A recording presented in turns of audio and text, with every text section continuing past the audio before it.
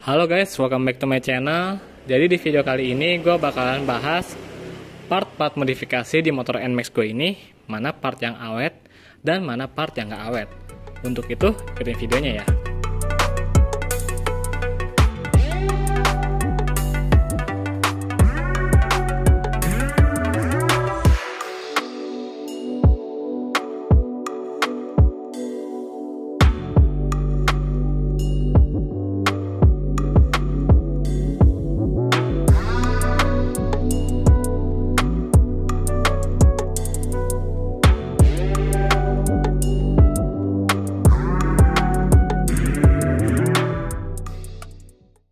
Nah, sekarang kita bakalan langsung lihat barang-barang yang menurut gue itu awet ya, digunakan sebagai part modifikasi.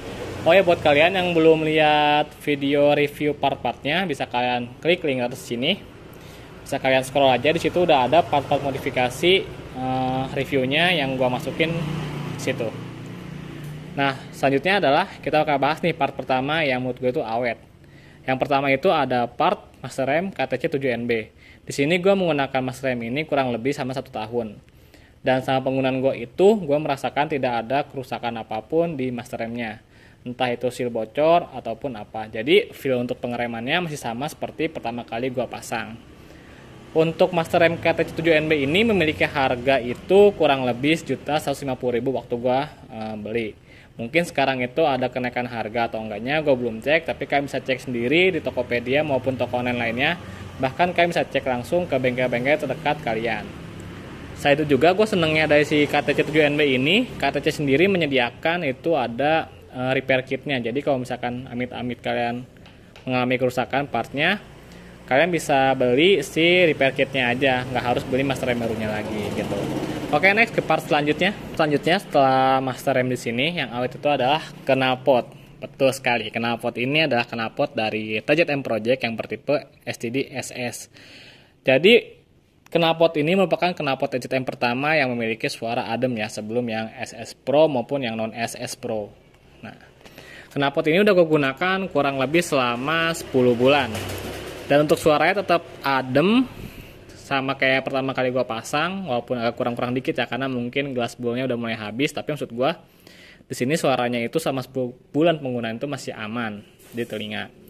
Dari bahannya juga udah full stainless, jadi menurut gue nih sangat minim ya ada karat di knalpotnya antara header maupun si silincernya. Jadi aman banget deh buat kalian yang pengen upgrade knalpot yang kira-kira modelnya standar, suaranya adem, dan knalpotnya awet. Nah, untuk knalpot ini sendiri waktu itu dibanderol kurang lebih 900.000 rupiah. Tapi gue belum tahu ya untuk update stok terbarunya. Mungkin kalian bisa langsung kunjungi aja IG di @tzmproject_. Kalian bisa tanya nih knalpot yang model ini masih ada atau enggak mereka stoknya. Oke, next kita akan ke part selanjutnya. Nah, part selanjutnya itu bukan knalpot, tapi lebih ke si cover radiator dari motor NMAX ini. Untuk cover radiator dari TZM Project gue udah pasang kurang lebih 1 tahun. Dan warnanya itu masih awet dan masih kinclong ya, bisa kita lihat dari videonya ini. Nah, untuk cover radiator ini gue ganti dari cover radiator sebelumnya yang plastik, dan itu kan warnanya kalau plastik itu bisa pudar ya. Ayo ganti ke cover radiator dari TZM Project. Untuk harga cover radiator sendiri ini berkisar sekitar 300.000 rupiah. Oke, kita ke part selanjutnya. Part yang menurut gue awet di motor ini setelah gue ganti adalah si mika lampu belakang dari motor NMAX ini. Jadi sedikit cerita, gue sempat ganti mika lampu belakang motor NMAX ini karena sebelumnya itu pecah kena tabrak. Jadi gue ganti pakai yang smoke dari merek Nimo ini. Waktu itu gue beli sekitar 70.000. Dan untuk penggunaan sendiri udah hampir 3-4 tahun. Nah, kenapa gue bisa bilang awet? Di sini gue lihat bahwa si mikanya ini tuh minim garet ya. Itu sih baik lagi gimana pemakaian kalian. Cuma maksud gue di sini nggak burem nggak apa, tetap mantep dah dilihatnya. Makanya gue bilang part ini lumayan awet. Oke, untuk part selanjutnya yang menurut gue itu partnya lumayan awet adalah lampu sen dari motor NMAX ini. Dimana motor NMAX ini udah menggunakan lampu sennya itu yang aftermarket ya, yang model-model JPA tapi bukan JPA. Gue lupa mereknya apa, kalau nggak salah Guangxi deh. Nah, itu udah gue ganti kurang lebih itu 3-4 tahun juga. Dan menurut gue part lumayan awet ya, karena walaupun bukan part dengan merek JPA, Gua nggak nyangka bahwa part itu lumayan awet banget gitu. Dalam penggunaan 3-4 tahun lampunya masih lumayan terang nyalanya dan belum ada yang mati. Nah, untuk harga sendiri itu lumayan murah, cuman sekitar Rp300.000 aja. Oke, sekarang kita bakal masuk ke part yang menurut gue ini agak nggak awet ya. Sekedar informasi aja, di sini gue menggunakan part modifikasi ataupun motor gue ini secara normal ya, penggunaan sehari-hari, nggak ada perilaku spesial gitu, kayak misalkan cuma dipakai sunmori atau apa. Tapi motor ini benar-benar gue pakai harian. Nah, part yang selanjutnya nggak awet menurut gue itu adalah si kaliper dari KTC Kitaco ini yang 4 piston. Kenapa? Karena dalam penggunaan hanya kurang lebih itu gue make 3-4 bulan itu, ternyata pistonnya itu udah ada yang macet. Dan itu tuh bener-bener bikin gue sebagai pengguna motor ini tuh nggak nyaman. Karena pertama, setelah gue ganti disc brake-nya pakai yang floating, jadi kan awalnya gue pakai yang nggak floating, pakai yang standar. Kemudian gue ganti disc brake-nya pakai yang floating, malah ada kayak endut-endutan gitu. Gimana ya? Kayak ngerem endut-endutan. Intinya kayak gitu.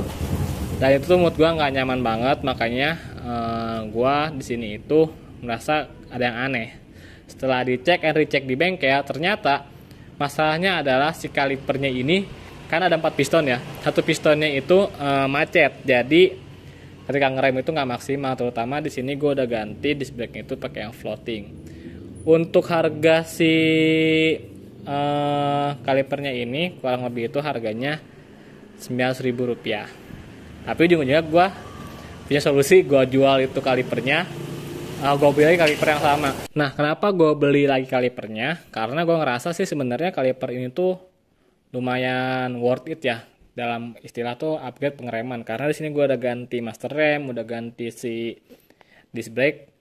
Gue rasa gue bakal maksimalin ngeremnya kalau misalkan gue pakai kaliper KTC lagi. Nah, gue beli kalipernya itu yang lebih baru modelnya dan tipenya. Walaupun bentuknya itu sama sih, dan harganya juga masih sama. Cuman kayaknya ada versi terbarui dari si kalipernya.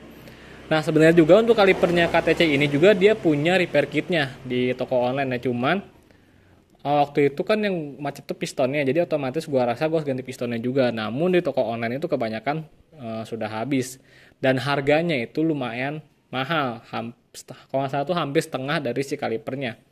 Jadi mendingan gue jual kaliper lama, gue tambahin dikit, gue beli yang baru, kan jatuhnya sama aja kan. Jadi menurut gue sih di motor gue ini yang kalipernya, yang part modifikasinya kurang awet itu hanya si kalipernya yang KTC ini. Nah, sekarang gue ganti lagi, gue pengen tahu nih apakah KTC ada upgrade atau pembaharuan dari sisi kalipernya. Apakah ngalamin hal yang sama, macet kaliper lagi, macet piston kalipernya? Gue nggak tahu, makanya gue sekarang lagi coba pakai nih. Ini kaliper udah jalan kurang lebih itu udah 6 bulan dan masih aman. Jadi mungkin gitu aja di video kali ini, part-part modifikasi yang ada di motor ini, yang menurut gue awet dan nggak awet, garis besarnya aja ya. Untuk disc brake gue belum bahas dulu karena menurut gue disc brake itu ya gitu-gitu aja sih, nggak gimana-gimana. Untuk info aja sih, untuk disc brake ini gue pakai yang merek TDR yang floating kayak gitu. Nah, buat kalian yang mungkin masih butuh rincian part-part modifikasi di motor ini, bisa sekali lagi bisa klik link atas sini. Bisa search di channel gue, Adnan Abdillah, scroll aja, di situ udah gue bahas satu-satu dari harga. Bahkan gue sempat bahas kekurangan kelebihannya juga. Kalian bisa scroll aja.